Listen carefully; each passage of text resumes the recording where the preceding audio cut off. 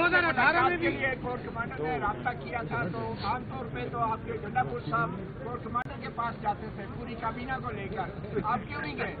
देखिए जी, उनका तो मुझे पता नहीं है, लेकिन मैं चाहता हूं कि जो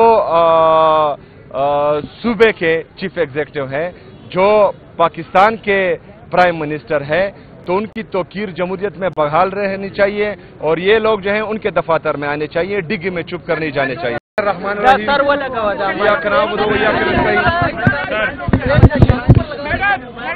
आज हमारे यहाँ आने का मकसद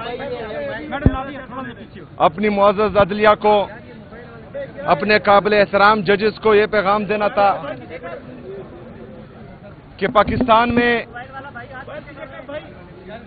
काफी अरसे से और बिलखसूस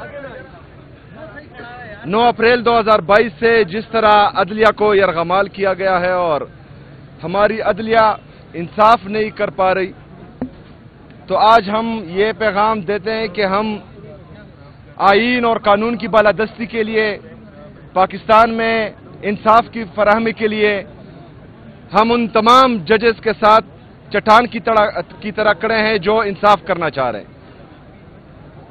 बदकिस्मती से 26वीं आईन के जरिए तरमीम के जरिए, आईनी तरमीम के जरिए अदलिया को यरगमाल बनाया गया है। उसके बाद से हम देख रहे हैं कि जो पाकिस्तान में आईनी बुरहान आ रहा है वो पूरी दुनिया देख रही है।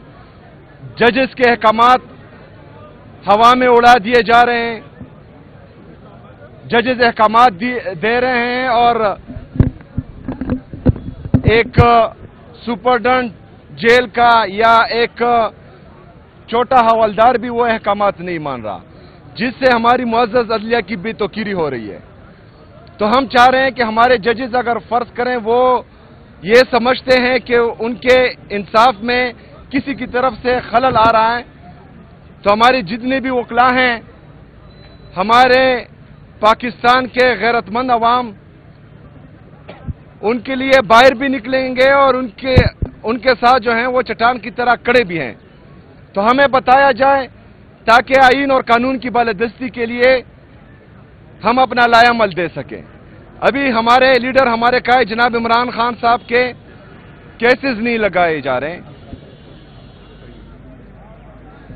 उसमें उनकी बरियत का केस भी है, अलकादिर ट्रस्ट का केस भी है, वो नहीं लगाए जा रहे। तो हमारी ये रिक्वेस्ट है कि वो लगाए जाएं और इंसाफ किया जाए, क्योंकि ये पूरी दुनिया को पता है कि जिस दिन पाकिस्तान में इंसाफ होगा तो उसी दिन हमारा लीडर, हमारा कायद जनाब इमरान खान साहब, उनकी अहलिया बुशरा बीबी, हमारे जितने भी आसिरान हैं जो नाहक कैद हैं वो जेलों से बाहर होंगे। लेकिन बदकिस्मती से सिर्फ फैसले ही दिए जा रहे हैं, इंसाफ कोई नहीं हो रहा। कोर कमांडर पेशावर से मुलाकात हुई आपकी? जी, कोर कमांडर साहब आए थे मुबारकबाद देने के लिए वज़ीर आला सेक्रेटरीट, तो उनसे मुलाकात हुई है।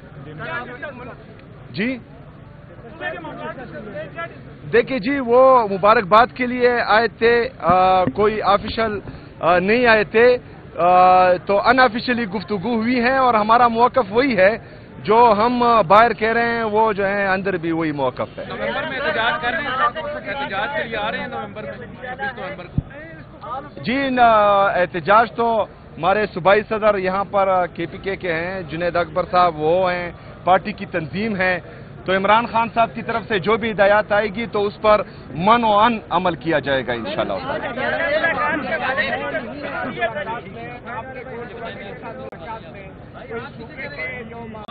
चलाने के लिए कोई मुशावरत भी की है? देखिए जी, मैं चीफ एग्जीक्यूटिव हूँ पूरे सूबे का, मेरे ऑफिस में जो हैं IGP भी आते हैं, चीफ सेक्रेटरी भी आते हैं, कोर कमांडर भी आएंगे, तमाम सिक्योरिटी इदारों के जितने भी हमारे ऑफिसर्स हैं वो आएंगे और सूबे के मामलात उनके साथ ही डिस्कस होंगे। तो इंशाअल्लाह ताला जो मौक़िफ़ हमारा है, जो मौक़िफ़ पाकिस्तान तहरीक इंसाफ का है, जो मौक़िफ़ हमारे लीडर, हमारे कायद जनाब इमरान खान साहब का है, तो वही मौक़िफ़ हमारा रहेगा इंशाअल्लाह ताला।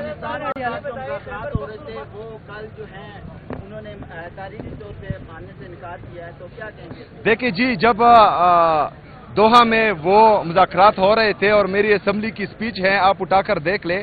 اسمبلی کے فلور پر میں نے یہ کہا تھا کہ یہ خوش آئند ہے، لیکن ہمیں خدشات ہیں، کیونکہ ان مذاکرات میں نہ صوبائی حکومت کو جو ڈائریکٹلی افیکٹ ہوں گے اس سے، نہ ہمارے وہاں کے پارلیمنٹیرین کو، نہ ہمارے جو قبائلی مشران ہیں جن کا تقریباً ہزاروں سال کی تاریخ ہے افغانستان کے ساتھ باؤنڈری پر ہیں، نہ ان کو اعتماد میں لیا گیا تھا. تو میرے خیال میں جس طرح ہم نے کہا تھا کہ جو بھی مذاکرات ہو تو چاہے جس کے ساتھ بھی ہو، تو جو ڈائریکٹلی افیکٹو ہوتے ہیں اور جو مذاکرات کو کامیاب بنا سکتے ہیں ان کو اعتماد میں لینا چاہیے. جسٹس کو آپ نے خط لکھا تھا، اس پر کوئی آپ کو رسپانس آیا؟ نہیں، چیف جسٹس صاحب کو جو ہے میرے لیڈر میرے قائد جناب عمران خان صاحب نے بھی خط لکھا تھا، اس کا بھی مؤثر جواب نہیں آیا. میں نے بھی خط لکھا تھا، اس کا بھی مؤثر جواب نہیں آیا.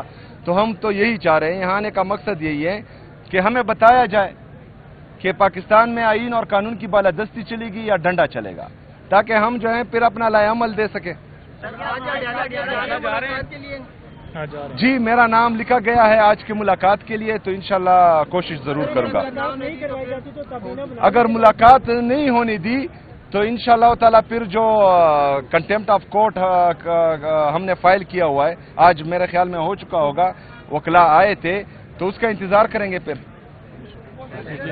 Thank you.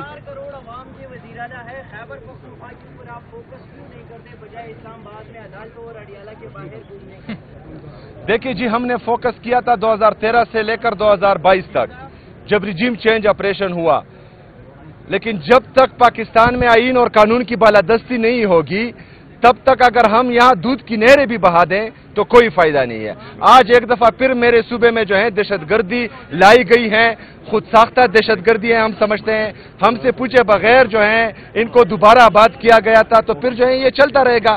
ہم تو چاہ رہے ہیں کہ تمام سٹیک ہولڈر جتنے بھی ہیں ان کو اعتماد لے کر ایک پالیسی بنائی جائے، بند کمروں کے فیصلے کسی بھی صوبے پر یا پاکستان پر مسلط نہ کیے جائیں. یہ ایک جمہوری ملک ہے اور جمہوریت میں جو ہے جو جمہوری طریقے سے آئے ہیں ان کو اعتماد میں لینا چاہیے. آپ یہ بتائیں، آپ کو کے پی کی گورنمنٹ نے، کے پی کی عوام نے سی ایم منتخب کیا ہے، لیکن ابھی تک وہاں آپ کی حکومت نہیں ہے جو کہ ہونی چاہیے. اگر خان صاحب سے آپ کی ملاقات مہینہ تو نہیں ہوتی تو پھر آپ ان سے پوچھنا جو روک رہے ہیں نہیں دے گی. یہ بات آپ ان سے کریں جو مجھے روک رہے ہیں، پہلی بات. دوسری بات یہ ہے کہ میں جو ہے لایا گیا نہیں ہوں، میں عوام کی طاقت سے آیا ہوں. میرے پاس عوام کی طاقت ہے. جو لوگ جو ہیں فارم 47 کے ذریعے جعلی طریقے سے لائے گئے ہیں تو ان سے کوئی سوال ہی نہیں پوچھتا. میں آپ سے کہہ رہا ہوں کہ آپ ان سے سوال کریں جو پہلے رولے اٹکا رہے تھے، پشاور میں آ کر پریس کانفرنسز کر رہے تھے، غلط الزامات لگا رہے تھے ہم پر، جو سیاسی تقاریر، جن کا کام نہیں ہے سیاسی تقاریر کرنا، سیاسی پریس کانفرنسز کرنا، وہ سیاسی پریس کانفرنسز کر رہے تھے اور ستیلی ماں جیسا سلوک ہو رہا ہے. تو بہرحال میرے صوبے کی عوام بھی یہی چاہتے ہیں کہ جس کی وجہ سے مجھے ووٹ ملا وہ قائد تحریک امام انقلاب جناب عمران خان صاحب ہیں. تو عمران خان صاحب سے مشورے کے ساتھ میں چلوں، وہ بھی یہی چاہتے ہیں.